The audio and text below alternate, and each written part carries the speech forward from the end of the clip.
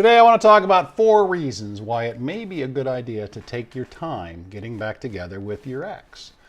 Folks, I'm Jim Miller, helping you find and keep the love of your life and write a better love story. Going to ask, if you're new to this channel, smash the subscribe button. Should be right over about here. And if you do, tick the bell icon. When you do, you'll be notified whenever I upload new content. Also, like to ask for a thumbs up and a comment in the section down below. You have something you want me to talk about. But let's get right into it. 4 reasons why it may be a good idea to take your time getting back together with your ex. Now, folks, I got to be honest with you. I get it.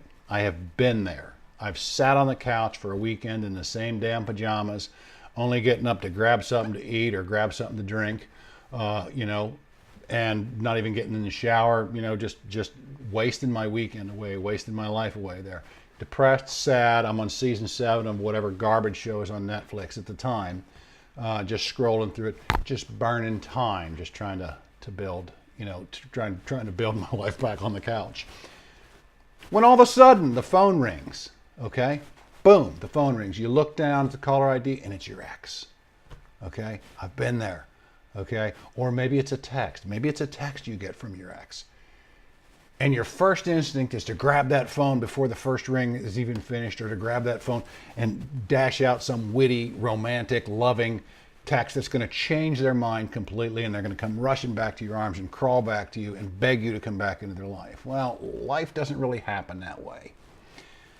But what if, and I'm just saying what if you were to, I don't know, wait a little while, maybe let the call go to voicemail, listen to it later and call them back hour, 2 hours the next day, maybe, or you let that text sit there for a little while and you don't read it, or you do read it, but you just don't respond to it right away. Maybe you don't respond to it at all, depending on what it is. But what if you were to wait a day or at least a couple of hours? Would your ex lose all respect for you? I don't think so. I really don't think so. So that's why I say, let's look at 4 reasons. By the way, if you want the written version of this, it's an article that I wrote on my website. Go to abetterlovestory.com. That's abetterlovestory.com. And I don't know how to work the software, so I can't put it right here. One of these days I'll figure that out. But right now, A Better Love Story. There's a link in the description down below, as well as some free ebooks. But let's look at 4 reasons why it may be a good idea to take your time. And reason number 1, absence makes the heart grow fonder. Your ex and you had something special. You guys were together. You had some special chemistry. You had some special times together. And all of a sudden that's gone. Well, you miss it. You're miserable. But your ex probably misses that and is miserable too. But the longer you go apart, some of the pain of the breakup and whatnot starts to subside, and some of the good feelings start to come back. And then your ex is going to start remembering some of those good feelings. And it allows her or him time to miss you. Okay, absence makes the heart grow fonder. So you take a little time getting back. You don't just dive right back in there. You take that time, and that can help the heart grow fonder, as it were. Reason number 2, and this is important, folks, it lets you get some distance from the pain. I mean, God knows, right after breakup or shortly after breakup, you're in terrible pain, or you hurt. And like I said, you're on the couch, or you can't move, you can't do this, you're depressed, not depressed, but sad, and you just see the dark side of everything. Taking the time allows you to get a little bit of distance from that pain. It allows you to work on yourself in some ways. We'll touch on that later. But it allows you to work on yourself some ways, and it allows you to get a distance from the pain. Because if your ex calls you and you're in terrible pain, you're going to answer it just to make the pain go away, or you're going to text right back just to make the pain go away.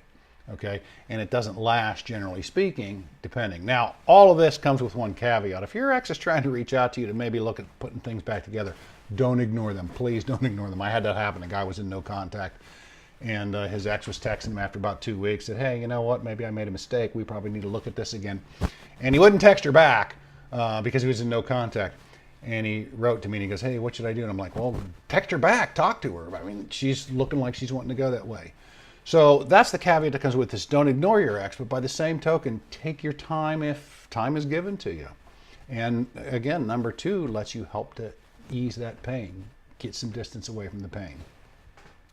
Number 3, tip number 3, reason number 3, it allows you to consider your options. Now, what do I mean by that? Girl A, boy B. No, not like that, although that is true. It allows you to consider your options. It allows you time to work on yourself, during which you can take an inventory of the relationship and you can see what went wrong and whether it's fixable or not. And of course, that takes two people, but you can make some changes in yourself and you can evaluate what it was. And you can say, you know what, it was good for the most part, but it really wasn't right. You'd be surprised how many people take a little distance away from their ex, and their ex may want to come back and they realize this wasn't the right relationship for me. And they move on to something else, something even better. And it does happen. Trust me, it does happen. But it does allow you a little bit of time to work on yourself, and it allows you a little bit of time to consider your options. There are other options out there. Option A, do I go back to her? Option B, do I move on? Option C, do I date somebody else? So it gives you some time to examine yourself and to really, consider your options. And number 4, again, a caveat that comes along with this. Taking some time allows you to develop a strategy to get your ex back. Now, I don't like using the word strategy because I don't believe in tricks. I don't believe in manipulation. I don't want to manipulate an ex back into my life. I don't want to trick him back into my life only to realize that I'm the same jerk she left a week ago or whatnot. Not that I'm saying I'm a jerk, but you understand what I'm saying. I don't believe in tricks, but it allows you to develop a strategy.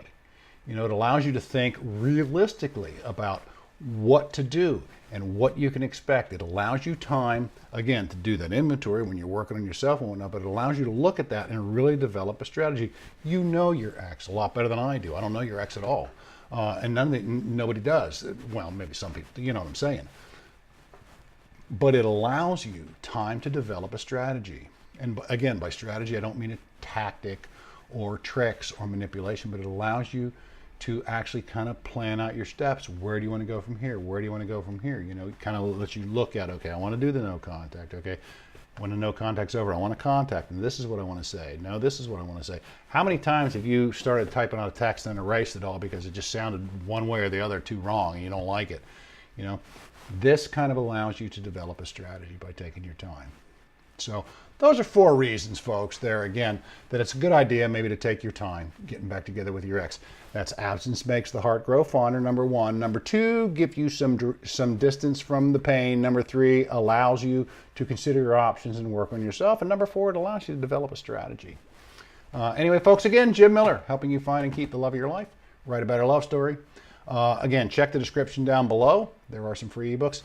And I've got some articles, and I'd love for you to read them. I got like 6 of them on there right now as of this video about getting your ex back. One of them is actually a love story that I wrote to my ex when we were broken up. But that's at abetterlovestory.com. Anyway, folks, I appreciate you tuning in. Love the wonderful emails I've got in the comments. I really do appreciate it. I've had a lot of very positive and very nice things that people have said, and I hope that this helps you somehow. I really do. I hope that you enjoy watching as much as I enjoyed making it. So again, have a great night. Thank you.